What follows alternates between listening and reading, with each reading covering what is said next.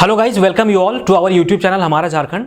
तो आज के लेक्चर में बेसिकली हम जेएसएससी जेई के जो प्रीवियस ईयर क्वेश्चन है, जो कि जनरल इंजीनियरिंग में क्वेश्चन पूछे गए हैं, आज हम उसकी बात कर रहे हैं। ठीक है, तो ये हमारा चैनल है हमारा झारखंड। ठीक है, हमारा झारखंड। तो जो लोग भी अभी तक नए हैं और इस चैनल से अभी तक जुड़े नहीं हैं, यहाँ पे दोनों टेक्निकल और नॉन टेक्निकल दोनों की क्लासेस चल रही हैं, तो आप इस चैनल से जुड़ के लाभ उठा सकते हैं। ठीक है, यहाँ पे कोर्सेज भी चल रही है नॉन टेक के, सीजीएल, उत्पाद सिपाही, पेपर 1 हिंदी का। ठीक है, और एसआई का भी कोर्स लॉन्च हो चुका है, तो आप जो लोग भी इंटरेस्टेड हैं आप यहाँ पे ज्वाइन कर सकते हैं। ठीक है, so this is me your mentor and guide Neeraj Kumar. तो ये है स्वेबिक क्लासेस, जो कि iOS और एंड्रॉयड दोनों में अवेलेबल है।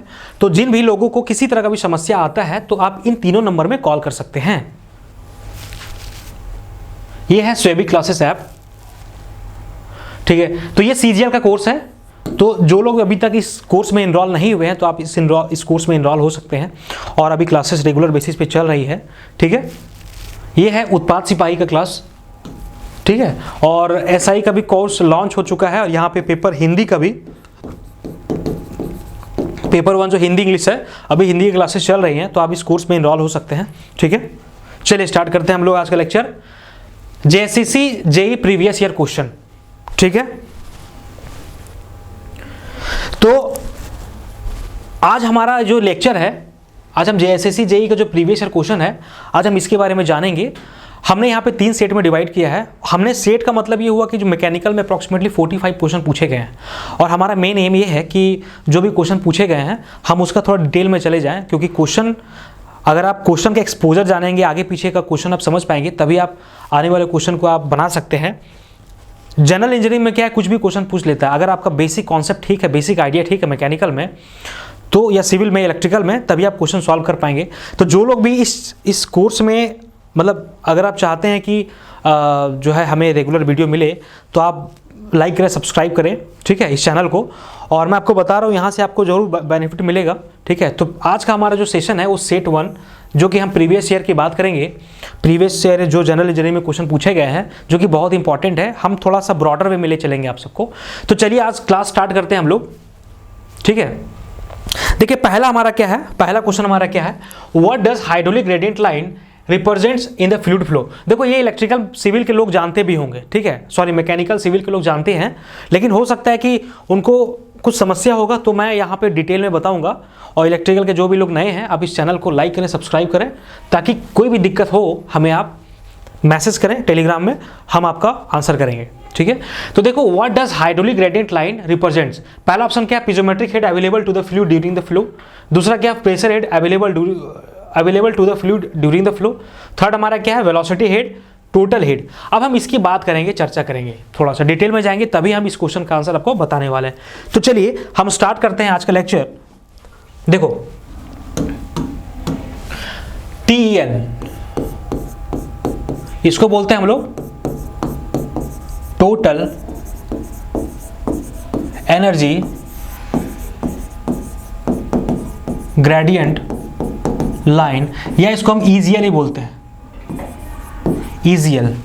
ठीक है, अब ये होता क्या है, देखो TEL हो गया, HGL हो गया, ये ग्राफिकल रिप्रेजेंटेशन है। जब हमारा फ्लूइड जब पाइप में फ्लो होता है, तो पाइप में फ्लो होने के बाद क्या होता है कि हम लोग एक ग्राफिकल रिप्रेजेंटेशन है जिसको हम लोग दिखाते हैं। ठीक है, जैसे कि अगर हम टोटल एनर्जी की बात करें, टोटल हेड की बात करते हैं, तो अगर हम टोटल हेड की बात करते हैं, टोटल एनर्जी जो फ्लूइड हमारा फ्लो करता है, तो हेड के फॉर्म में हम किस तरह से दिखाते हैं, पहले ये देखिए आप लोग, P/ρg, इसको बोलते हैं प्रेशर हेड, V²/2g, इसको बोलते हैं हम लोग काइनेटिक हेड, प्लस Z हमारा क्या है, डेटम हेड।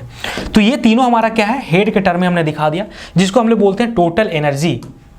जब हम लोग वेरियस पॉइंट्स के हर क्रॉस सेक्शन में वेरियस पॉइंट्स को दिखाते हैं ग्राफिकली, तो हम लोग बोलेंगे टोटल एनर्जी लाइन।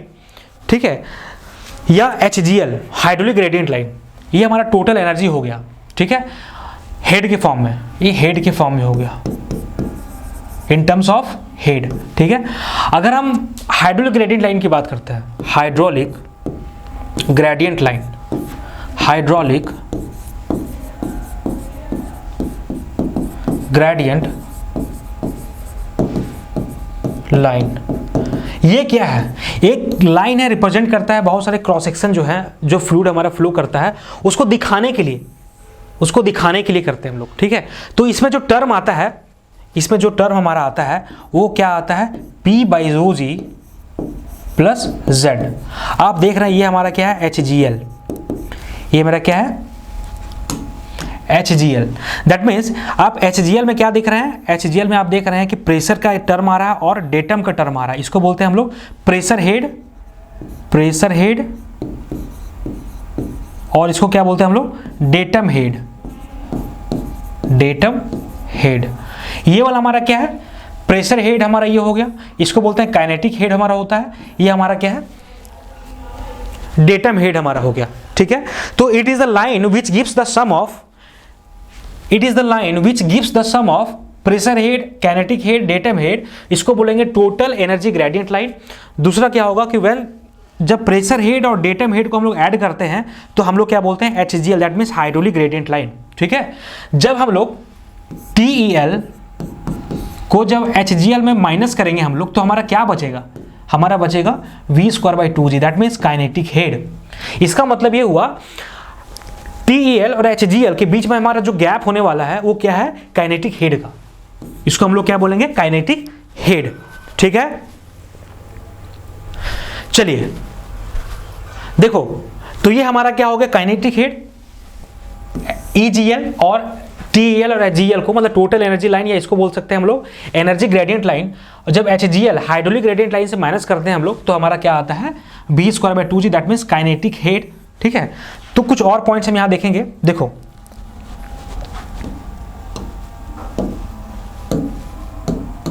अगर हम TEL की बात करें, टोटल एनर्जी लाइन की बात करते हैं, तो टोटल एनर्जी लाइन हमारा जो होता है हमेशा जो है डाउनवर्ड फ्लो होता है। दैट मीन्स जब फ्लूइड हमारा किसी पाइप में फ्लो होता है तो टोटल एनर्जी लाइन अगर हम ड्रॉ करेंगे तो हमेशा हमारा क्या होगा, डाउनवर्ड हमारा फ्लो होगा, डाउनवर्ड हम डायरेक्शन में उसको दिखाएंगे।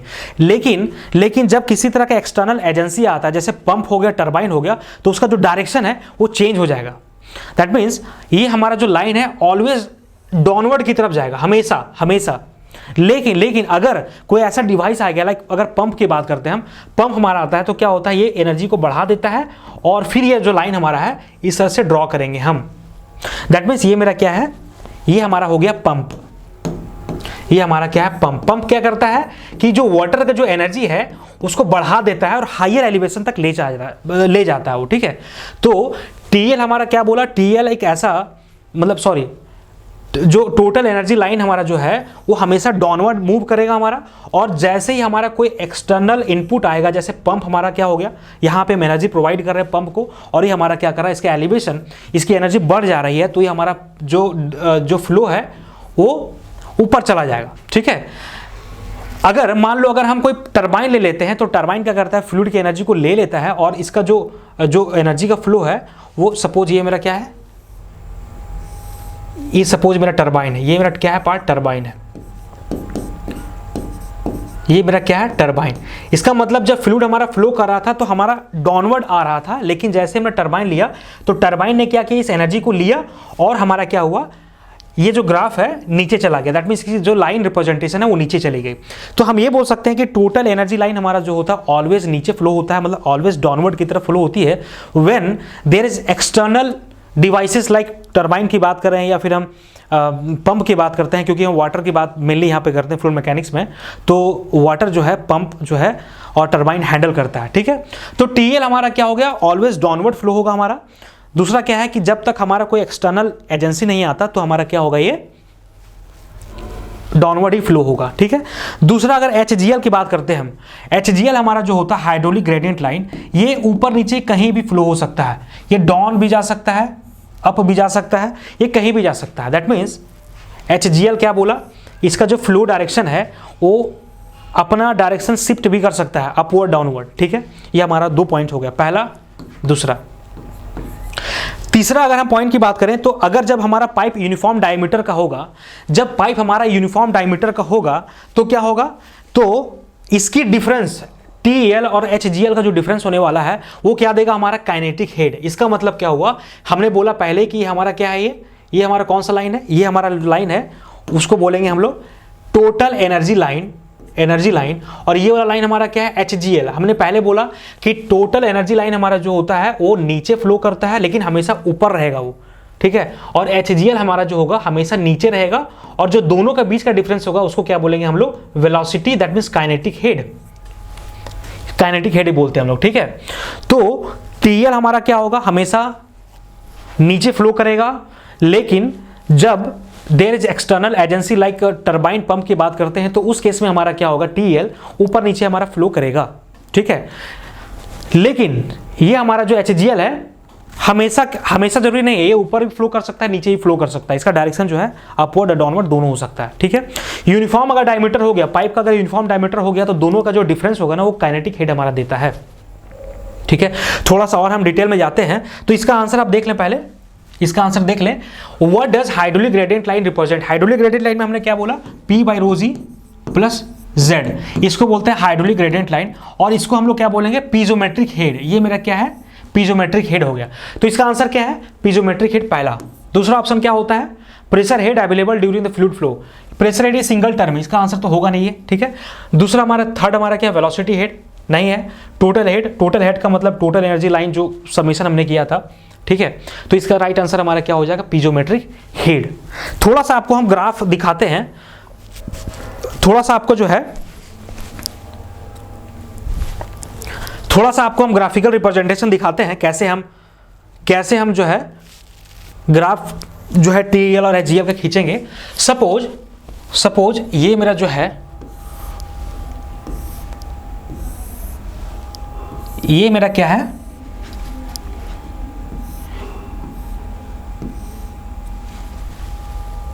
ये मेरा कोई सिस्टम है, ठीक है। ये हमारा क्या, फ्री स्पेस, ये हमारा फ्री स्पेस है, ठीक है। अब देखो कि हमको इसको ग्राफ खींचना है, TL और HGL दिखाना है हमें, ठीक है। टोटल एनर्जी लाइन और हाइड्रोलिक एनर्जी लाइन ग्रेडियंट हमको दिखाना है। सपोज ये हमारा क्या, रेफरेंस लाइन है, दिस इज, ये मेरा रेफरेंस लाइन है,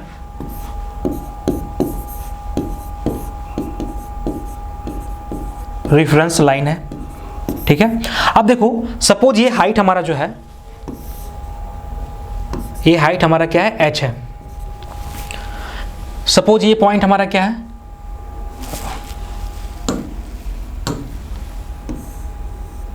ये पॉइंट हमारा क्या है, A है, ये B है, और ये मेरा क्या है, C है। देखो हम इसका ग्राफिकल रिप्रेजेंटेशन आपको दिखाने वाले हैं, शायद जो लोग नहीं जानते होंगे आप थोड़ा सा यहाँ देख के आप कंक्लूजन निकाल सकते हैं कैसे किसी एग्जाम में हम ग्राफिकल इसको दिखा सकते हैं, ठीक है। तो देखो सबसे पहली बात, अगर हम टोटल एनर्जी, हम A पॉइंट की बात करें, अगर हम total energy at A point की बात करते हैं तो मेरा क्या आता है, P/ρg plus V²/2g plus Z। आप क्या देख रहे हैं यहाँ पे, आप देख रहे हैं कि प्रेशर यहाँ पे एटमॉस्फेरिक है, that means this is nothing but, ये मेरा क्या है, फ्लूइड है, ये मेरा फ्लूइड है, ये मेरा फ्लूइड है, ठीक है। आप देख रहे हैं A हमारा क्या, फ्री सरफेस है। फ्री सरफेस का मतलब ये हुआ वाटर और एयर के बीच में हमारा जो, आप देख रहे हैं ये हमारा वाटर है, ये पाइप में हमारा क्या वाटर फ्लो हो रहा है, ये कंटेनर है, और इसके ऊपर जो भी हमारा क्या है, एयर है, तो एक फ्री सरफेस बना रहा है, एक दैट मीन्स एक इंटरफेस हमारा है, उसको फ्री स्पेस बोल रहे हैं हम लोग, ठीक है। अब देखो कि हमने बोला कि ये हमारा total energy line, total energy हमारा क्या है, A पे प्रेशर हेड, काइनेटिक हेड और डेटम हेड, ठीक है। अब देखो यहाँ पे प्रेशर हमारा क्या है, एटमॉस्फेरिक है, तब 0 ले लेते हैं। यहाँ पे एरिया बहुत बड़ा है, तो एरिया बड़ा होगा तो वेलोसिटी मेरा क्या होगा, 0 होगा, कम होगा मतलब। तो हमारा जो बचा है Z हमारा कहाँ से मेजर कर रहे हैं, यहाँ से, रेफरेंस लाइन से, हमारा क्या हो गया, H। That means total energy हमारा जो आया किस पे, A पे, वो हमारा क्या आ गया, H आ गया। अगर टोटल एनर्जी हम अगर B की बात करें तो हमारा कितना होगा, इस पॉइंट की बात करते हैं। अब देखो हम इस पॉइंट की बात कर रहे हैं तो टोटल एनर्जी B पे हमारा क्या होगा, total energy at A minus entry loss. Entry loss का मतलब क्या हुआ, जैसे ही पानी हमारे इस पाइप में फ्लो होगा तो यहाँ पे क्या होगा, एंटर करेगा। ये हमारा लॉस को बता रहा है, कौन सा लॉस, माइनर लॉस। जब हमारा पाइप में फ्लो होता है तो पाइप में हमारा क्या है, माइनर लॉस भी होता है, मेजर लॉस भी होता है। जब पाइप की एंट्री हो, सडन एक्सपेंशन हो, सडन कॉन्ट्रैक्शन हो, या बेंड का लॉसेस हो, ठीक है, या सडन एग्जिट हमारा हो, तो उस केस में हम लोग उसको बोलते हैं माइनर लॉसेस। लेकिन जब फ्लूइड हमारा क्या है, पाइप में फ्लो होता है फ्रिक्शन के कारण से, उसको मेजर लॉस बोलते हैं, जिसको हम लोग डार्सी-विसबैक फॉर्मूला में 4FR_V² हम लोग दिया है, ठीक है। तो पॉइंट B की बात करें तो हमारा क्या होगा, HI, that means entry loss entry loss, ठीक है। अगर हम सी की बात करें, टोटल एनर्जी एट सी की बात करते हैं हम, टोटल एनर्जी अगर हम सी की बात करें तो सी में हमारा क्या, देखो सी में हमारा क्या है, आप देख रहे हैं क्या, टोटल एनर्जी एट बी, यहां की बात कर रहे हैं हम यहां पे। तो देखो फ्लूइड यहां तक हमें पता चल गया कि टोटल एनर्जी हमारा जो था, टोटल एनर्जी, और जब हम एंट्री लॉस को माइनस कर दिया तो हमारा टोटल एनर्जी बी को बता दिया। सी की अगर हम बात करते हैं तो सी में हमारा क्या हो गया, टोटल एनर्जी जो बी पे था, और जब फ्लूइड इस पाइप में गया तो इस पाइप में हमारा सर्टेन फ्रिक्शन भी होगा, तो हमारा क्या होगा, HF, जो कि हमारा मेजर फ्रिक्शन है, मेजर फ्रिक्शन, मेजर, ठीक है। तो हम इस तरह से एनर्जी को दिखा सकते हैं। अब हम इसका ग्राफिकल दिखाते हैं, ग्राफिकल हमारा किस तरह से है, ठीक है। देखो यहां पे अब देखो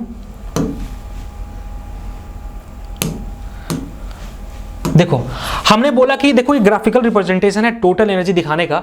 हमने बोला कि जब हमारा पॉइंट, हम ए की बात करें तो जब हमारा पॉइंट बी पे था, जब फ्लूइड हमारा एंटर कर रहा था तो हमारा कुछ लॉस दिखा। तो हमारा लॉस सपोज यहां दिखा देते हैं हम HI, ये हमारा क्या लॉस, ये हमारा रेफरेंस लाइन मान लो इसको, ये रेफरेंस लाइन हमारा हो गया।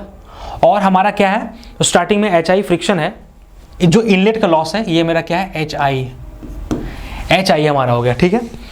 HI आने के बाद हमारा क्या हुआ, टोटल एनर्जी हमें पता चल गया। देखो ये हमारा पॉइंट ए पे हमारा क्या, टोटल एनर्जी एट ए पे हमारा H आ गया हेड के टर्म में। जब B की बात करते हैं हम तो एक रेफरेंस लाइन से दिखा रहे हैं हम, रेफरेंस लाइन हमारा यहां से हम ड्रॉ किया, ये हमारा रेफरेंस लाइन है, ठीक है। अब देखो यहां पे जब टोटल एनर्जी जब हम B पे दिखाएंगे तो B पे जब हम दिखा रहे हैं तो हमारा क्या हुआ, हेड, मतलब टोटल हेड, दैट मीन्स यहाँ पे जो एनर्जी था HI से अगर माइनस कर देंगे तो टोटल एनर्जी हमारा मिल गया P पे, दैट मीन्स ये हमारा क्या हुआ, टोटल एनर्जी एट B।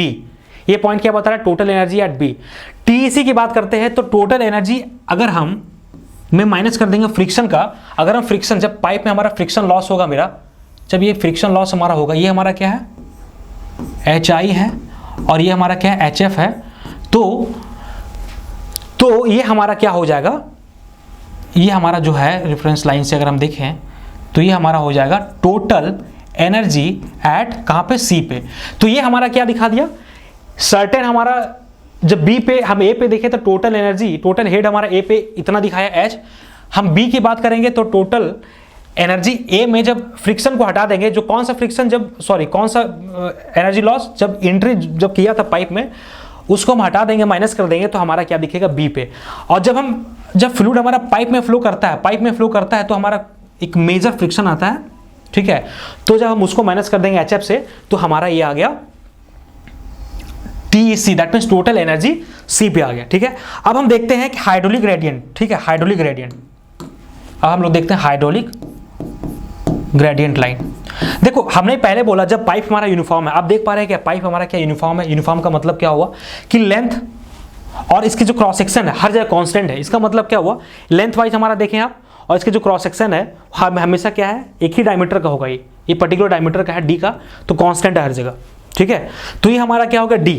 तो हमने बोला कि जब हमारा टोटल एनर्जी लाइन हमेशा डाउनवर्ड फ्लो करेगा, पहले डाउनवर्ड फ्लो कर गया हमारा, ठीक है, HGL भी डाउनवर्ड फ्लो करेगा, लेकिन TL टोटल एनर्जी लाइन हमारा जो होगा वो अपवर्ड भी जा सकता है, जब अपवर्ड डाउनवर्ड दोनों जा सकता है, जब कुछ सर्टेन एजेंसी हो, सर्टेन लाइक पावर पंप हो या टरबाइन हो, तब उसकी डायरेक्शन हमारी चेंज होगी, ठीक है। अब हम HGL की बात करें तो HGL में हमने बोला था जब यूनिफॉर्म डायमीटर हमारा होगा तो दोनों के बीच का हमारा जो गैप होगा उसको क्या बोलेंगे हम लोग, वेलोसिटी ग्रेडियंट। क्या बोलेंगे हम लोग, वेलोसिटी ग्रेडियंट। तो देखो सबसे पहली बात, ये जो देखो हमने पहले बोला दोनों का जो गैप हमारा होगा क्या होगा, वेलोसिटी ग्रेडियंट, v²/2g। अब ध्यान से देखो पॉइंट C की अगर बात करते हैं हाइड्रोलिक ग्रेडियंट लाइन में, तो पॉइंट C हमारा क्या है, p/ρg + z। तो पॉइंट C हमारा क्या है, एटमॉस्फेरिक का। ध्यान से देखिए ये मेरा क्या एग्जिट है, मतलब हमारा जो फ्लूइड है बाहर निकल रहा है, तो हमारा क्या है, एग्जिट पॉइंट है, ठीक है। तो प्रेशर हमारा एटमॉस्फेयर हो गया, तो ये मेरा 0 हो गया, 0 हो गया। अब H हमारा क्या होता है, Z हमारा क्या है, डेटम लाइन से जो रेफरेंस हमारा होता है, तो ये भी हमारा क्या सेंटर लाइन पे है, तो ये भी 0 हो गया। दैट मीन्स हम ये एक और कंक्लूजन निकाला कि जो HGL हमारा होगा हाइड्रोलिक ग्रेडियंट लाइन, वो पाइप के सेंटर लाइन से कोइंसाइड करेगा, पाइप के सेंटर लाइन से कोइंसाइड करेगा। दैट मीन्स ये जो लाइन होगा ना वो पाइप के, सॉरी ये ये जो हमारा लाइन होगा ये पाइप के सेंटर लाइन से कोइंसाइड करेगा और दोनों का जो बीच का गैप होगा ना उसको बोलेंगे हम लोग काइनेटिक हेड, ठीक है, वेलोसिटी ग्रेडियंट। तो ये हमारा हो गया, ये दोनों का हमारा क्या है, पैरेलल है और दोनों का जो वेलोसिटी, दोनों का जो गैप है उसको क्या बोलेंगे, v²/2g। ठीक है, आप थोड़ा सा देख लीजिए इसे।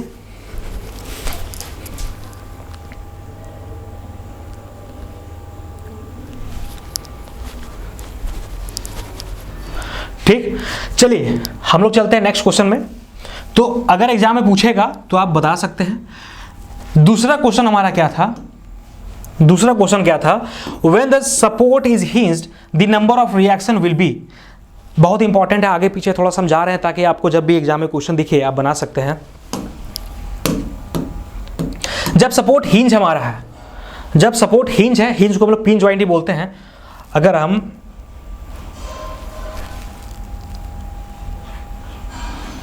देखो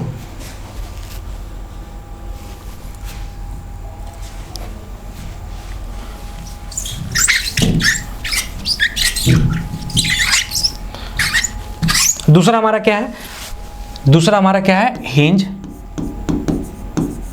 इसको हम लोग पिन ज्वाइंट ही बोलते हैं, पिन ज्वाइंट। मतलब ये हमारा क्या है, सपोज ये मेरा कोई ऐसे अरेंजमेंट है,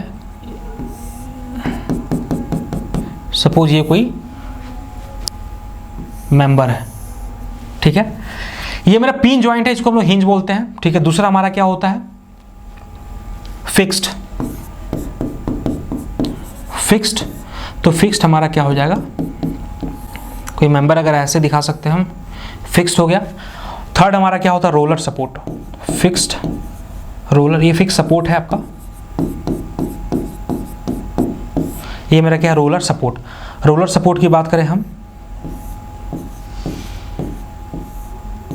और भी होते हैं गाइडेड सपोर्ट, ये सब भी होते हैं।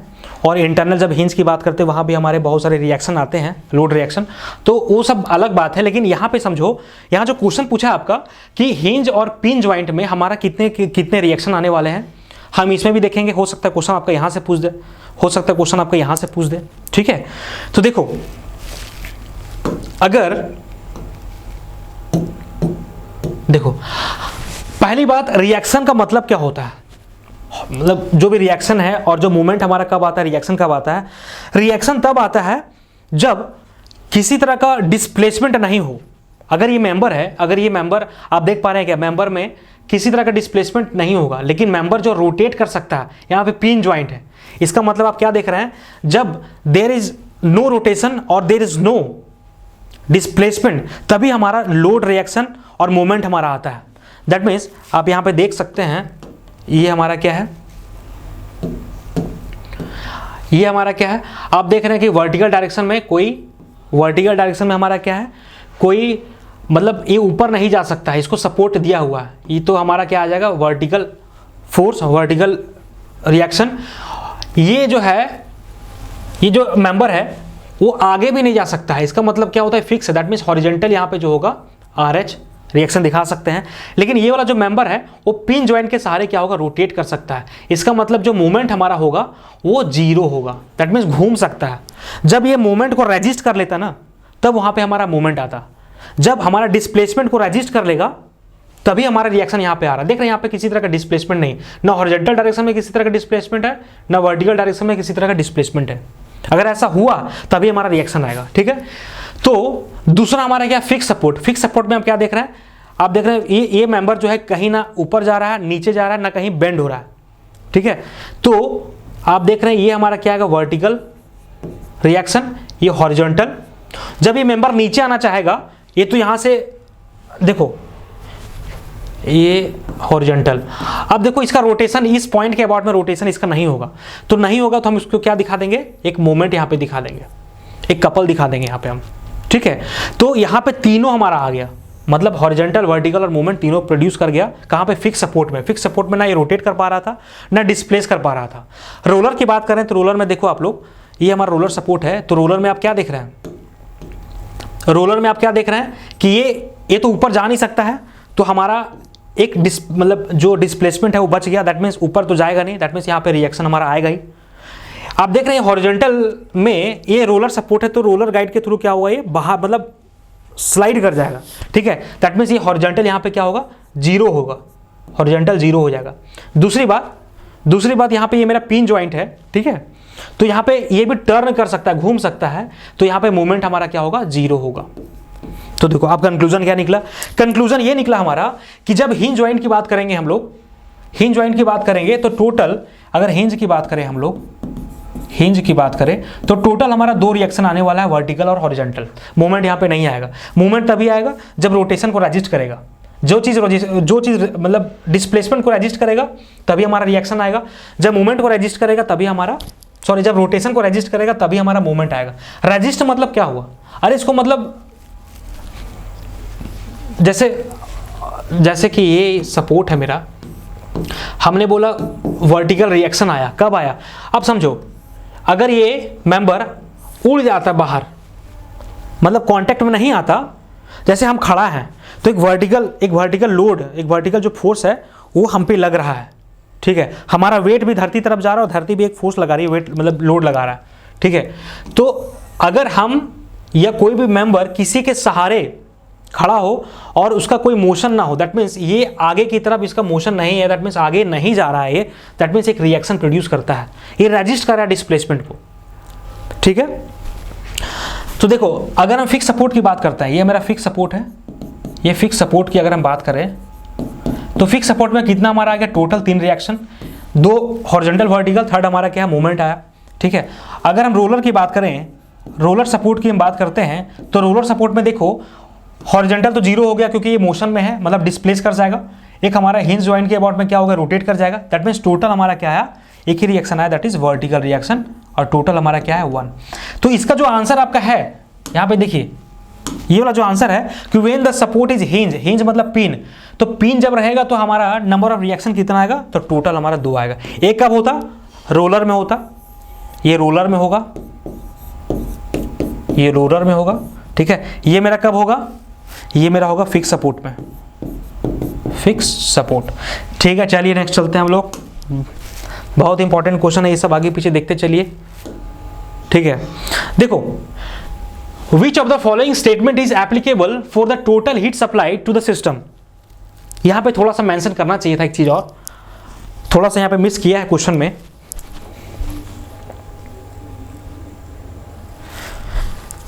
ये जो क्वेश्चन बोला है कि which of the following statement is applicable for the total heat supplied to the system, पहला ऑप्शन क्या है, total heat supplied is used to increase the internal energy of the system, दूसरा क्या है, total heat supplied is equal to is used to increase the external work only, total heat supplied is used to partially to increase the internal energy of the system and partially to do some external work, fourth हमारा क्या है, total heat supply is rejected without carrying out any action। हम इसकी चर्चा करेंगे आपके पास, ठीक है। चलिए स्टार्ट करते हैं हम लोग इसका चर्चा, ठीक है। थोड़ा सा यहां देखिए आप लोग, देखो हमने क्या बोला, जब किसी सिस्टम में हम टोटल हीट अप्लाई करते हैं तो 2 तरीके से कर सकते हैं, या तो कांस्टेंट प्रेशर होगा या तो कांस्टेंट वॉल्यूम होगा। यहाँ पे थोड़ा सा मेंशन करना चाहिए था, लेकिन एग्जाम में अगर ऐसा नहीं पता चलता आपको तो हम आपको तरीका बताएं कैसे फॉलो करना और एग्जाम क्या कंसीडर करेगा। देखो एक होता है, मान लो ये मेरा कोई कंटेनर है, पिस्टन सिलेंडर अरेंजमेंट है ये मेरा, ठीक है। सपोज यहाँ पे हमारा क्या है, सपोज यहाँ पे हमारे गैस के पार्टिकल फील है, ध्यान से देखिएगा, गैस के पार्टिकल फील है। अब मान लो कि हम कांस्टेंट वॉल्यूम मानते हैं, अगर सपोज हम वॉल्यूम को कांस्टेंट मानते हैं, दूसरा हम क्या बोल रहे हैं, दूसरा हम ये बोल रहे हैं, दूसरा हम ये बोल रहे हैं कि अगर ये हमारा प्रेशर कांस्टेंट होता, प्रेशर कांस्टेंट होता, तो जब टोटल हीट सप्लाइड करेंगे हम, जब टोटल हीट हम सप्लाइड करेंगे तो क्या होने वाला है, ये हमारा क्या, total heat supplied, total heat supply कर रहे हैं तो क्या होगा। आप समझो जब हमने कांस्टेंट वॉल्यूम माना, कांस्टेंट वॉल्यूम का मतलब क्या हुआ, कांस्टेंट वॉल्यूम का बेसिकली मतलब क्या हुआ कि ये जो पिस्टन है ना वो क्या होगा, एक्सपैंड, मतलब आगे नहीं जाएगा, हीट ऐड करेंगे हम लोग तो ये हमारा क्या होगा, आगे नहीं जाएगा, दैट मीन्स वॉल्यूम कांस्टेंट है, दैट मीन्स गैस हमारे जितने हैं उतना ही है, ठीक है, एक्सपैंड नहीं कर रहा है, पिस्टन हमारा आगे की तरफ नहीं जा रहा है, ठीक है, क्योंकि हमने यहाँ पे स्टॉपर लगा दिया। This is stopper. स्टॉपर का मतलब फिक्स कर दिया है दोनों तरफ से हमने, ताकि यहाँ पे जो पिस्टन है वो आगे ना चला जाए। तो सोचिए जब हम हीट सप्लाई करेंगे तो हमारा क्या होगा, जितने भी मॉलिक्यूल्स हैं इस सिस्टम में, इसकी इंटरनल एनर्जी को इंक्रीज कर देगा। क्योंकि आप देख सकते हैं अगर according to first law of thermodynamics की बात करें हम, तो Q इक्वल टू क्या होगा, del U plus del W, और W इक्वल टू क्या होगा मेरा, P dV। V मेरा कांस्टेंट है, V हमारा कांस्टेंट है, तो अगर हम कांस्टेंट का डिफरेंशिएशन करें, dV इक्वल टू क्या होगा, 0, दैट मीन्स वर्क हमारा 0 आ गया। और टोटल हीट हम की बात करें तो थीटा इक्वल टू मतलब हीट इक्वल टू क्या आ गया, डेल्टा U।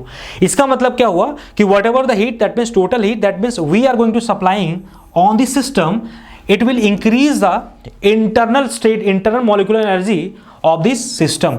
ये मेरा क्या है, इंटरनल एनर्जी।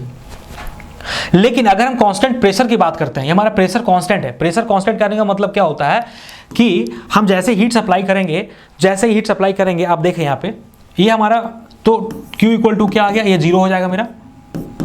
जब कांस्टेंट प्रेशर की बात करेंगे तो देखो कांस्टेंट प्रेशर में क्या हो रहा है, देखो जब हम हीट को ऐड किया हम लोगों ने, तो हीट को ऐड करने के बाद हमारा क्या होगा, सम पार्ट हमारा जो होगा, कुछ पार्ट हमारा जो होगा वो क्या होगा, इसके इंटरनल एनर्जी को इंक्रीज करने में काम आ जाएगा। दैट मीन्स इसके जो इंटरनल जो गैसेस हैं, उसके जो इंटरनल स्टेट ऑफ जो इसके मॉलिक्यूल्स हैं, उसकी एनर्जी को बढ़ा देगा। दूसरा हमारा क्या होगा, ये पिस्टन का जो मूवमेंट हो जाएगा।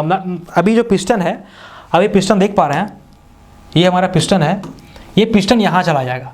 जब ये पिस्टन यहाँ चला गया तो सर्टेन हमारा वर्क मिल जाएगा, ठीक है। आप देख पा रहे हैं mgh, अगर पिस्टन सपोज इसका मास m होता, g और h हमारा हाइट होता, तो क्या होता इसका वर्क, mgh, ठीक है।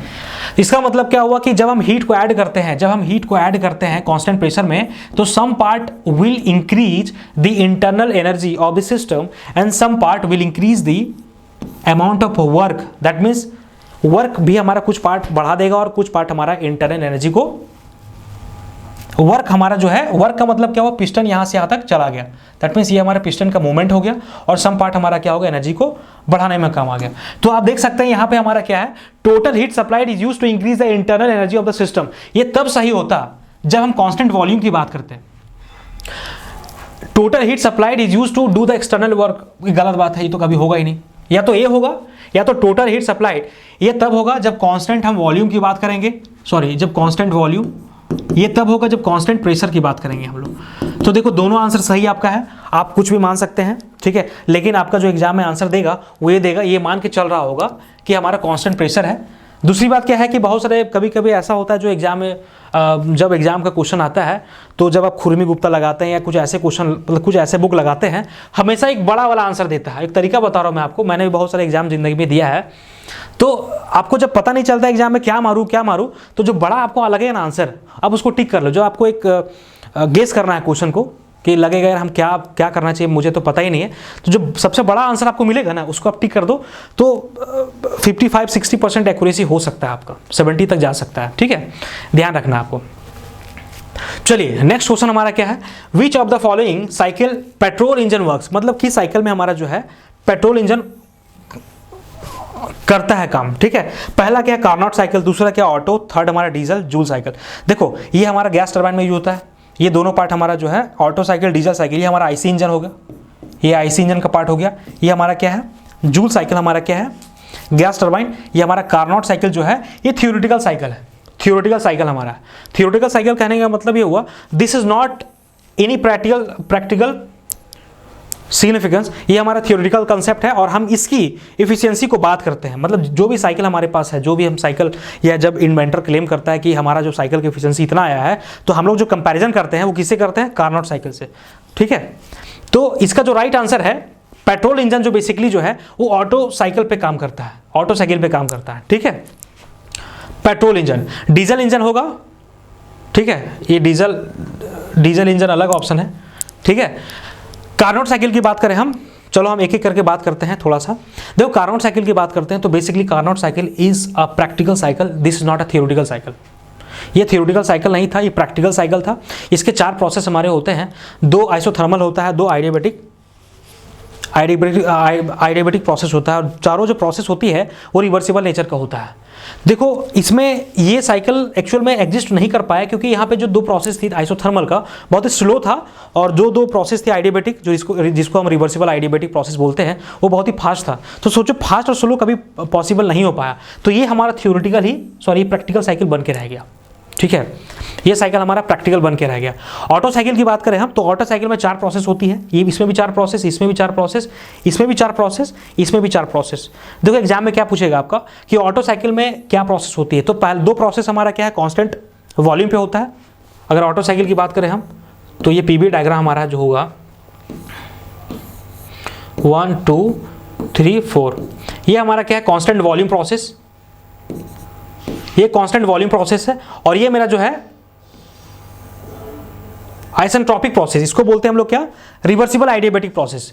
तो ऑटो साइकिल में 4 प्रोसेस होती हैं, 2 हमारा क्या होता है, कांस्टेंट वॉल्यूम हीट एडिशन या हीट रिजेक्शन, और 2 हमारा जो रिमेनिंग प्रोसेस है उसको बोलते हैं आइसेंट्रोपिक। और आइसेंट्रोपिक को ही क्या बोलते हैं हम लोग, आइसेंट्रोपिक को बोलते हैं हम लोग रिवर्सिबल आइडियाबैटिक प्रोसेस। डीजल इंजन की बात करते हैं, तो डीजल इंजन हमारा जो होता है, डीजल इंजन हम बात करें, डीजल इंजन की बात करते हैं हम लोग, तो डीजल इंजन में भी हमारा 4 प्रोसेस होता है।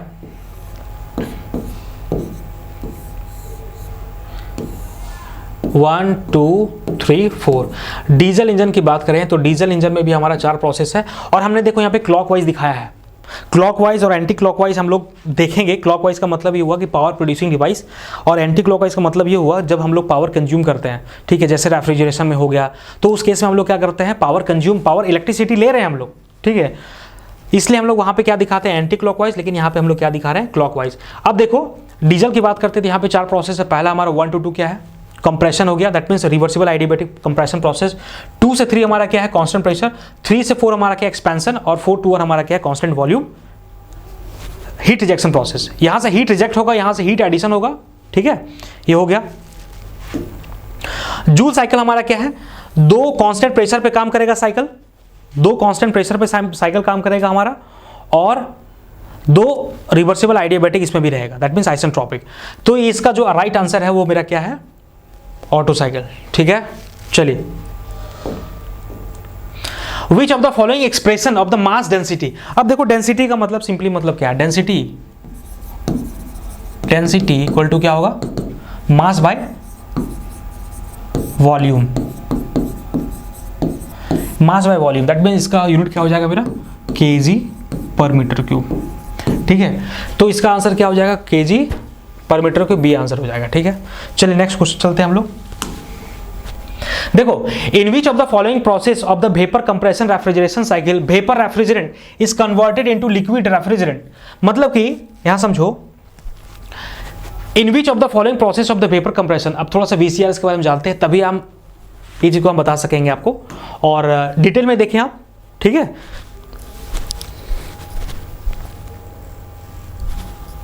देखो अगर हम VCRS साइकिल की बात करते हैं, VCRS बहुत इंपॉर्टेंट साइकिल है, यहाँ से क्वेश्चन हमेशा आते हैं जनरल इंजीनियरिंग में, तो आप इसको स्किप तो करें ही नहीं बिल्कुल भी।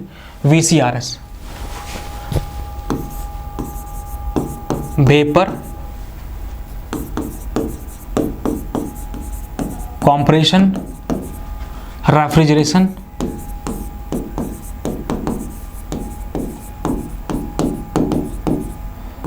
साइकिल, ये हमारा है। तो देखो इसमें 4 कंपोनेंट होते हैं, इसमें हमारे क्या है, 4 कंपोनेंट है, ध्यान से देखिएगा। ठीक है, पहला हमारा जो होता है, ये सबसे पहले दिखाते हैं ऊपर में हम, ये मेरा क्या है, कंडेंसर। इसके नीचे हमारा क्या होता है, इवापोरेटर।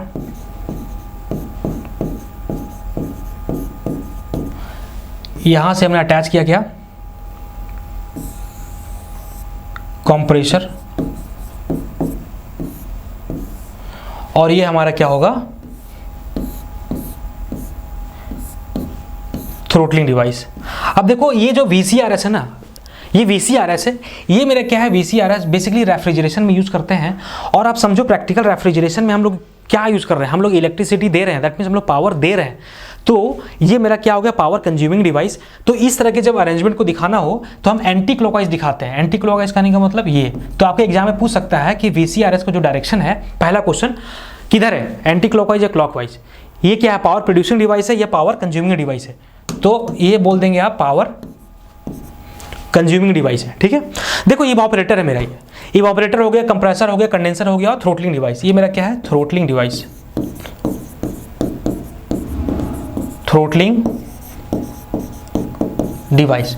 ठीक है, देखो इवापोरेटर मेरा क्या है, इवापोरेटर हमारा क्या है, इवापोरेटर एक ऐसा डिवाइस होता है, दिस मीन्स ये हमारा, और ये बेसिकली याद रखो कांस्टेंट प्रेशर पे काम कर रहा है। एग्जाम कहीं से भी पूछ सकता है आपके एग्जाम में, कांस्टेंट प्रेशर पे काम कर रहा है। जब हम कार्नोट साइकिल की बात किए थे तो कार्नोट साइकिल में हमने क्या बोला, कार्नोट साइकिल प्रैक्टिकल फिजिबल नहीं हो पाया क्योंकि वहाँ पे दो प्रोसेस ऐसे थे जो आइसोथर्मल थे। तो आइसोथर्मल प्रोसेस बहुत ही स्लो था और हमारे पास इतना टाइम नहीं है कि यार हम फास्ट और स्लो को हम देखते रहें। ठीक है, तो प्रैक्टिकल साइकिल बन के नहीं रह गया।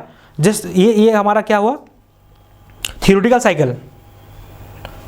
साइकिल था वो। ठीक है, तो देखो ये हमारा कांस्टेंट प्रेशर पे काम कर रहा है, कंडेंसर भी कांस्टेंट प्रेशर पे काम कर रहा है। समझो अभी मान लो कि ये मेरा इवापोरेटर है। इवापोरेटर क्या करता है, सपोज कोई स्टोरेज स्पेस है। स्टोरेज स्पेस का मतलब क्या हुआ, स्टोरेज स्पेस का मतलब क्या हुआ, स्टोरेज स्पेस का मतलब क्या हुआ, जब आप घर में फ्रीज को खोलते हैं तो आपने जो भी खाना रखा है या पानी रखा है, जो फूड रखा है आपने, तो वहां से जो हीट निकलता है तो इवापोरेटर क्या करता है, उस हीट को एब्जॉर्ब करता है। उस हीट को क्या करता है, इवापोरेटर एब्जॉर्ब करता है, लेता है। ठीक है, इसमें जो लिक्विड फ्लो होता है उसको बोलते हैं हम लोग रेफ्रिजरेंट। उसका नाम VCRS में क्या दिया गया है, अमोनिया। ये हमारा रेफ्रिजरेंट यूज कर रहे हैं हम लोग, वो अमोनिया एज ए रेफ्रिजरेंट हम लोग यूज कर रहे हैं। समझो अब इवापोरेटर क्या करता है, स्टोरेज स्पेस से हमारा क्या होगा, हीट को लेगा और हीट लेने के बाद क्या होगा, जो भी अमोनिया है वो गैसियस फॉर्म में चला जाता है। ठीक है, अब समझो जब आपके घर में बिजली कट जाती है, जब बिजली 2 दिन तक नहीं रहती है, तो जब जो भी आप खाना रखते हैं इस पर, तो 2 दिन के बाद जब फ्रीज को खोलते हैं आप तो लगता है सड़ गया यार हमारा वो। ठीक है, वो हमारा सड़ जाता है तब तक। तो कैसे सड़ता है, क्योंकि जो भी हीट लिया उसको बाहर फेंकना भी तो है। मान लो आपने गरम खाना रख दिया और हीट को बाहर फेंक ही नहीं रहा है तो खाना 2 दिन में खराब हो जाएगा हमारा। सब्जी रखा, फल रखा, पानी रखा, कोई भी चीज़ रखा तो वो एक समय के बाद खराब हो जाता है। इवापोरेटर क्या करता है, इवापोरेटर क्या करता है, ऐसा डिवाइस है जो कांस्टेंट प्रेशर पे काम करती है। वो हीट को लेता है, कौन सा हीट, जो स्टोरेज स्पेस में जो हमने रखा है उससे हीट लिया। हीट लेने के बाद क्या होगा, यहाँ पे हमारा जो अमोनिया है वो गैसियस फॉर्म में चला जाएगा। ठीक है, अब सोचो जब अमोनिया गैसियस फॉर्म में चला गया हमारा, तो अमोनिया का जो हीट लिया उसको बाहर फेंकना है। तो उसको बाहर फेंकने के लिए अब समझो हमें क्या करना होगा, एक प्रेशर क्रिएट करना होगा। मान लो कि यहाँ पे कुछ प्रेशर था और यहाँ पे कुछ, देखो अब मान लो कि हमारा जो बाहर का जो प्रेशर है 1 बार पे काम कर रहा है। ठीक है, 1 एटमॉस्फेयर है मान लो। ठीक है, अब 1 एटमॉस्फेरिक 1 ATM पे हमको प्रेशर चाहिए एटलीस्ट कि बाहर चला जाए। अगर इससे थोड़ा सा ज़्यादा दे देंगे हम, मान लो कि यहाँ पे कुछ प्रेशर हमारा था। ठीक है, मान लो 0.6 ATM यहाँ पे था। ठीक है, अब यहाँ का प्रेशर 1 ATM है, तो यहाँ तक 1 ATM में लाने के लिए हमें क्या करना पड़ेगा, हमें तो चाहिए ही कुछ ना कुछ ऐसा अरेंजमेंट ताकि हीट यहाँ से निकले और हीट बाहर फेंक दे। तो हमने लगाया कंप्रेसर।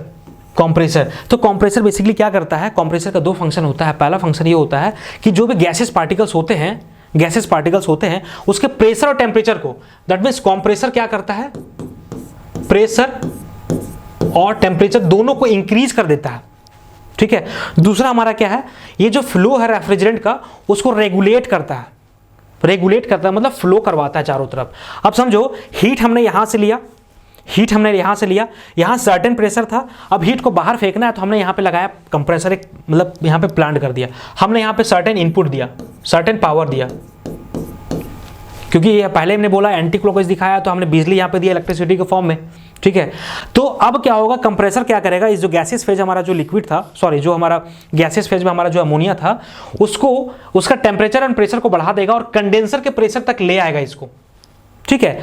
और जैसे कंडेंसर के प्रेशर तक आया तो वो क्या होगा, हीट हमारा बाहर चला जाएगा, बाहर फेंक देगा कंडेंसर। कंडेंसर का मतलब ये होता है, ये भी कांस्टेंट प्रेशर पे काम करता है, जो भी हीट यहां पहुंचता है उसको बाहर रिजेक्ट कर देता है। रिजेक्ट करने के बाद हमारा क्या होगा, रिजेक्ट करने के बाद हमारा क्या होगा, ये हमारा जो अमोनिया है फिर हमारा लिक्विड फॉर्म में आ जाएगा, फिर हमारा लिक्विड फॉर्म में आ जाएगा। जैसे लिक्विड फॉर्म में आया तो सोचो ये थ्रोटलिंग हमने किया, थ्रोटलिंग से हमारा क्या हुआ कि प्रेशर यहाँ पे जो भी था हायर था, हमको इस प्रेशर तक लाना है तो हमने थ्रोटल कर दिया। दैट मीन्स यहाँ पे हम लोग लगा सकते थे एक्सपैंडर, लेकिन एक्सपैंडर हम लोगों ने यहाँ पे नहीं लगाया। थ्रोटल इसलिए लगाया क्योंकि एक्सपैंडर अगर लगाते हम, अगर एक्सपैंडर लगाते तो यहाँ पे हमारा जो वर्क मिलता बहुत ही कम मिलता, क्योंकि एक्सपैंडर जो होता है या टरबाइन जो भी चीज़ होती है, हम पावर प्रोड्यूस करता है, पावर हमें मिलता है। लेकिन यहाँ पे अगर हम एक्सपैंडर लगाते उसका कॉस्ट बहुत ही ज़्यादा था, कॉस्ट ज़्यादा होने के बाद क्या हुआ, हमें वर्क मिला बहुत ही कम, तो कॉस्ट का जस्टिफिकेशन नहीं हो पाया। तो हमारा मेन एम ये था कि कॉस्ट भी जस्टिफाई हो जाए और हमें वर्क का कोई यहाँ पे ज़रूरत नहीं था। तो हमने क्या किया, यहाँ पे थ्रोटलिंग डिवाइस लगाया कि यहाँ का जो प्रेशर टेम्परेचर है उस यहाँ का प्रेशर टेम्परेचर तक ले आए, ठीक है। तो हम इसको थ्रोटल कर दिए और ये थ्रोटलिंग डिवाइस जो था वो बहुत ही हाईली रिवर्सिबल था, हाईली इरिवर्सिबिलिटी क्रिएट कर रहा था। दैट मीन्स एंट्रोपी इसकी बहुत ही ज़्यादा थी। अगर हम इसकी टीएस डायग्राम की बात करेंगे, अगर हम इसकी टीएस डायग्राम की बात करते हैं, आपके एग्जाम में पूछ देगा, ये आपके टीएस डायग्राम है। सपोज ये आपका टीएस, ये ऐसा प्रोसेस है, देखो 1 से 2, 2 से 3, 4, 5। देखो 5 to 1 हमारा क्या था, इवापोरेटर, ठीक है, इवापोरेटर हमारा था। दूसरा हमारा क्या था, दूसरा हमारा क्या था 1 से 2, सॉरी 1 क्या है, 1 है, 2 है, सुपर हीटिंग कर दिया हम लोगों ने, 4, 5, ठीक है। अब देखो 1 से 2 हमारा क्या है, कंप्रेसर लगाया, 2 से 4 हमारा क्या कंडेंसर है और 4 से 5 हमारा क्या है, एक्सपैंडर है। अब देखो कि हमने यहाँ पे डॉटेड लाइन क्यों दिखाया, डॉटेड लाइन इसलिए दिखाया क्योंकि हमने यहाँ पे हमने पहले बोला कि थ्रोटलिंग यहाँ पे जो है प्रोसेस वो क्या है, हाईली इरिवर्सिबल है। और थर्मोडायनेमिक्स में क्या होता है कि जो प्रोसेस हाईली इरिवर्सिबल होता है उसको हम डॉटेड लाइन से दिखाते हैं, उसको हम लोग क्या दिखाते हैं, डॉटेड लाइन से, ठीक है। तो आपका जो इसमें आंसर है, हमने क्या बोला, in which of the following process vapour compression refrigeration cycle vapour refrigerant is converted into liquid. अब समझो किस कंपोनेंट में लिक्विड में कन्वर्ट हो जा रहा है। यहां पे देखो गैसियस फॉर्म में कन्वर्ट हो गया हमारा अमोनिया, फिर हम इसको रेगुलेट किए, कंप्रेसर में टेम्परेचर प्रेशर को बढ़ा दिया हम लोगों ने, और यहाँ जो अमोनिया था गैसेस फेज में, यहाँ हमारा क्या हुआ, लिक्विड फेज में, मतलब फेज में कन्वर्ट हो गया, और यहाँ का जो प्रेशर टेम्परेचर था यहाँ तक लाने के लिए हमने थ्रोटल कर दिया, ठीक है। तो कंडेंसर इज द, सॉरी ये कंडेंसर होना चाहिए था, ठीक है, कंडेंसेशन, ठीक है, कंडेंसेशन, और कंडेंसर हमारा डिवाइस है, ठीक है। तो इसका राइट आंसर हमारा क्या हो जाएगा, बी। 7वां नंबर क्या बोला है कि if the D is the diameter of the Pelton wheel, Pelton wheel का डायमीटर डी है and D is the diameter of the jet, then the number of bucket of the Pelton wheel is equal to. Actually क्या होता है, ये आपको दिमाग में रखना है, ये आपको दिमाग में रखना है, ये जब पेल्टन व्हील थोड़ा सा बताएंगे आपको बाद में हम, तो वहां पे आप ध्यान दे सकते हैं। देखो डी हमारा क्या है, पीच डायमीटर, पीच डायमीटर, और डी हमारा क्या है, जेट डायमीटर। एक टर्म हमारा आता है एम, जिसको हम बोलते हैं हम लोग डी बाई डी, ठीक है।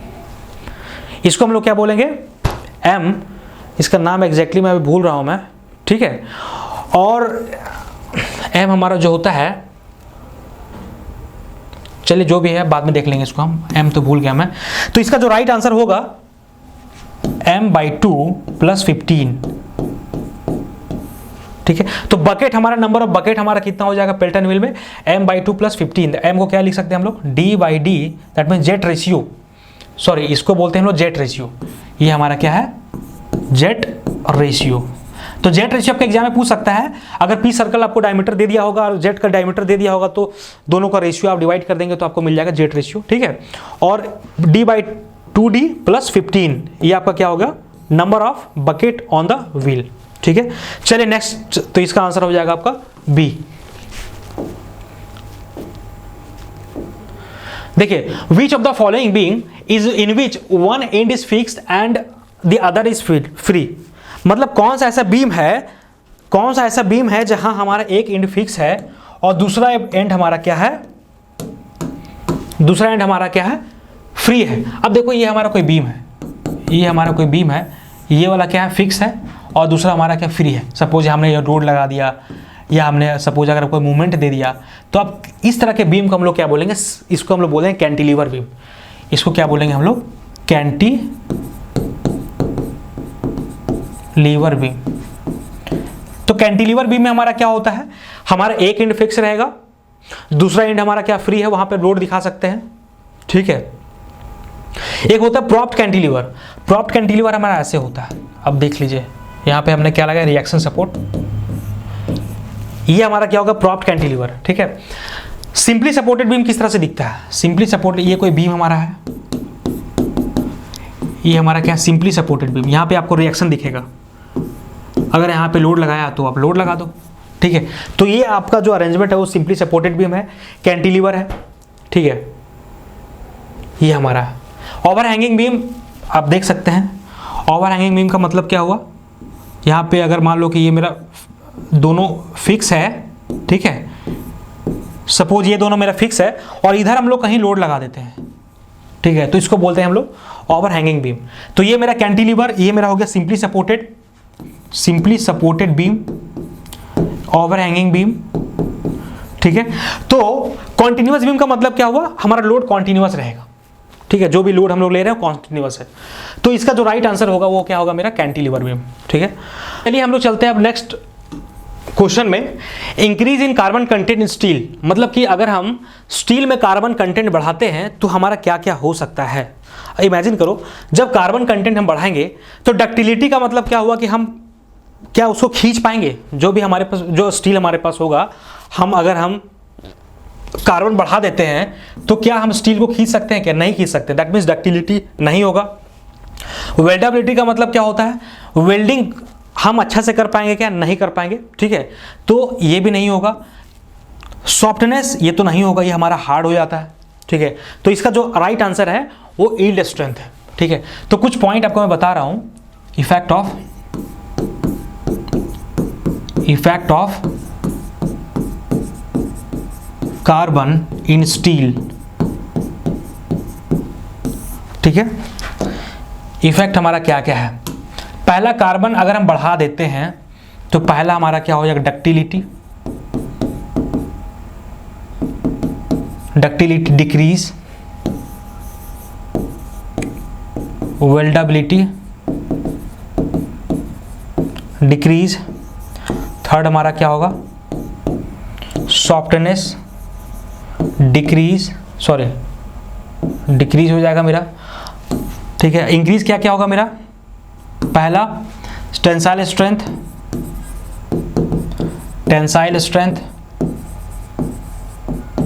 दूसरा मेरा क्या हो जाएगा, यील्ड स्ट्रेंथ,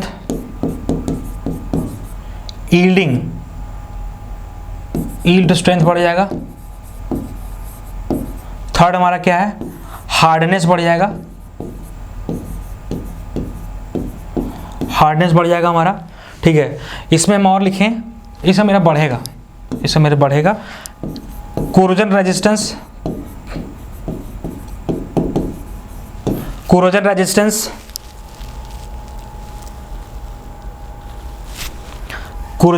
हमारा क्या हो जाएगा,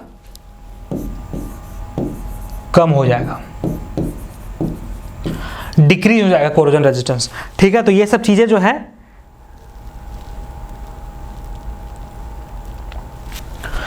ध्यान में आपको रखना है, ठीक है। तो इसका राइट आंसर हमारा क्या हो जाएगा, टेंसाइल स्ट्रेंथ। चलिए हम लोग चलते हैं नेक्स्ट टॉपिक में। देखो, विच of the following cycle used in the steam power plant, steam power plant में कौन सा यूज करते हैं। बेसिकली हमने पहले बोला था this is not a practical cycle, Carnot cycle is theoretical cycle.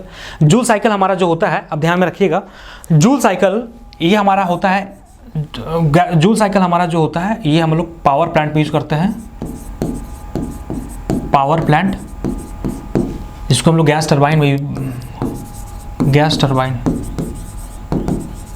Turbine, ये हमारा होगा, ऑटो हो डुअल हो या डीजल हो, इसको हम लोग यूज करेंगे किसमें, आईसी इंजन का पार्ट में। ठीक है, ये हमारा जो है पावर प्लांट हो गया। पावर प्लांट, जब स्टीम की बात करेंगे हम, स्टीम या गैस टरबाइन की बात करें, वहाँ गैस हमारा होगा, यहाँ पे स्टीम होगा, तो उस केस में हम लोग रैंकाइन, ये हमारा तो थियोरेटिकल साइकिल है, तो हटाइए दो इसको। ठीक है, ध्यान में रखना ये सब, this is not a practical cycle, theoretical cycle था, थियोरेटिकल साइकिल। ठीक है, देखो 12 क्या बोला है, in which of the following type of boiler water passes through the tubes and fire surrounds the tube. मतलब जब वाटर ट्यूब से पास करता है तो, और जब ये मेरा ट्यूब है, सपोज ये मेरा ट्यूब है,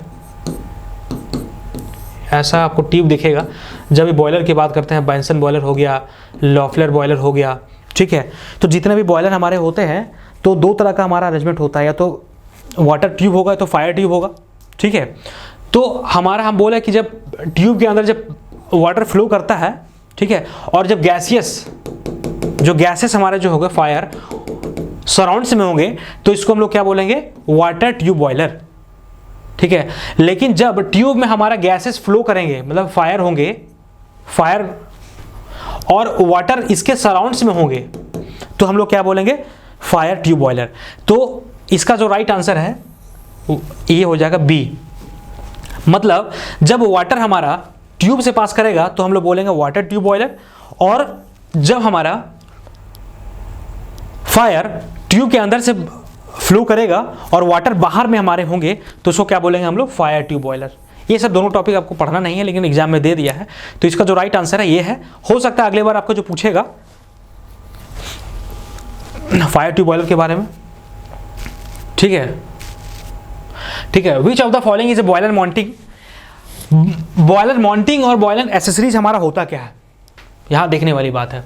तो बॉयलर माउंटिंग और बॉयलर एसेसरीज जो है पावर प्लांट का बहुत ही इंपॉर्टेंट टॉपिक माना जाता है, जिसको हम डिटेल में बाद में देखने ही वाले हैं, लेकिन थोड़ा सा आपको हम ओवरव्यू यहाँ पे देने वाले हैं। देखो पहला हमारा होता है boiler accessories. Boiler accessories, boiler accessories होता है। तो बॉयलर एसेसरीज हमारा क्या होता है, जैसे कि बॉयलर में बहुत सारे कंपोनेंट होते हैं। जब बॉयलर की इफिशियंसी की बात करें हम, जब बॉयलर का ओवरऑल इफिशियंसी को बढ़ाना चाहते हैं या ऑपरेशन बहुत बढ़िया तरीके से हो, इफिशियंसी बढ़ जाए, तो हम लोग क्या करते हैं, सुपर हीटर हो गया, एयर प्री हीटर हो गया, इकोनोमाइजर हो गया, ठीक है, ये सब चीज़ लगाते हैं हम लोग। और अगर हम बॉयलर माउंटिंग की बात करते हैं, बॉयलर माउंटिंग में हमने बोला होगा, बॉयलर माउंटिंग का मतलब क्या होता है, जैसे सेफ ऑपरेशन हो। बॉयलर में बहुत सारे ऐसे ऑपरेशन हैं जो सेफली तरीके से काम किया जा सके, ठीक है, तो हम बॉयलर माउंटिंग लगाएंगे। और जब हम एसेसरीज लगाते हैं, ठीक है, जब हम लोग एसेसरीज की बात करें तो एसेसरीज में हम लोग को क्या होगा, बॉयलर का जो ओवरऑल एफिशिएंसी है वो बढ़ जाता है। तो हमने यहाँ पे लिखा है water level indicator. Water level indicator, तो वाटर लेवल इंडिकेटर होता क्या है, तो ये वाटर लेवल इंडिकेटर क्या होता है कि बॉयलर में, ये हमारा जो बॉयलर होता है, उसमें कॉन्स्टेंटली हमारा वाटर को ऑब्जर्व करते हैं कि वाटर का लेवल कितना है, ठीक है, तो हम लोग बोलते हैं वाटर लेवल इंडिकेटर।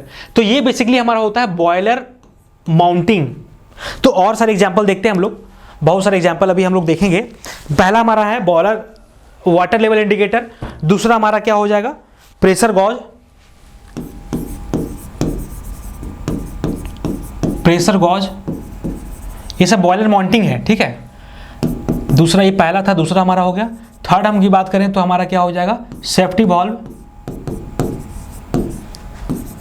देखो प्रेशर गॉज हमारा क्या होता है, जो भी बॉयलर में जो स्टीम का जो प्रेशर होता है उसको मेजर हम लोग प्रेशर गॉज से करते हैं। सेफ्टी वाल्व का मतलब क्या होता है, सेफ्टी वाल्व सोचो प्रैक्टिकल। देखो एक्चुअल में क्या होता है ना, जब स्टीम हमारा बनता है बॉयलर में, तो उस समय क्या होता है, बहुत सारे जो बहुत ज़्यादा प्रेशर मतलब एक्सर्ट हो जाता है, डेवलप हो जाता है, तो उसको एक्सप्लोजन से बचाने के लिए सेफ्टी वाल्व हम लोग लगाते हैं। एक्सप्लोजन से बचाने के लिए हम लोग क्या करते हैं, सेफ्टी वाल्व हम लोग लगाते हैं, ठीक है।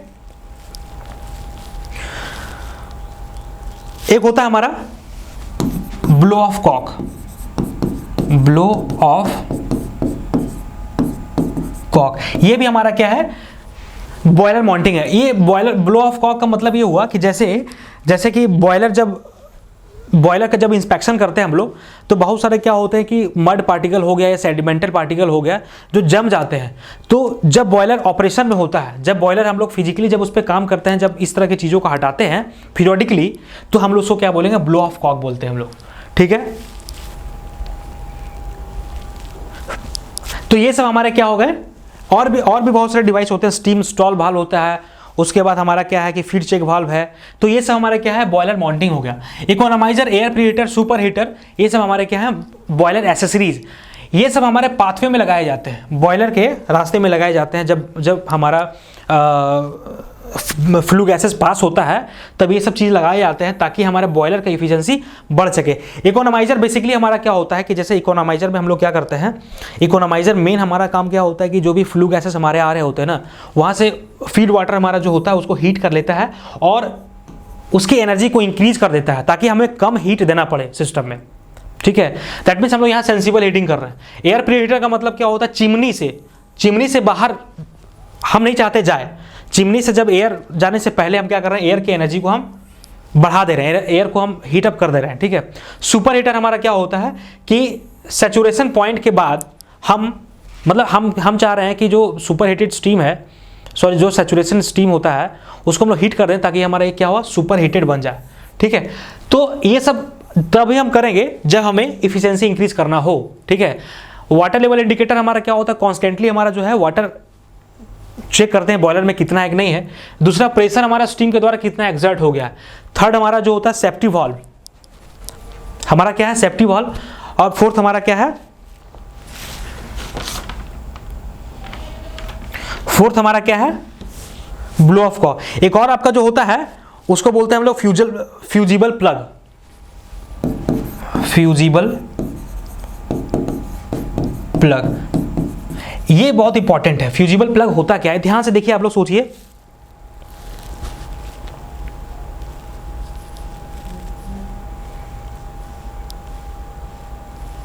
एक्चुअली ये बेसिकली जो है, ये टीन और लेड का मटेरियल का बना होता है हमारा।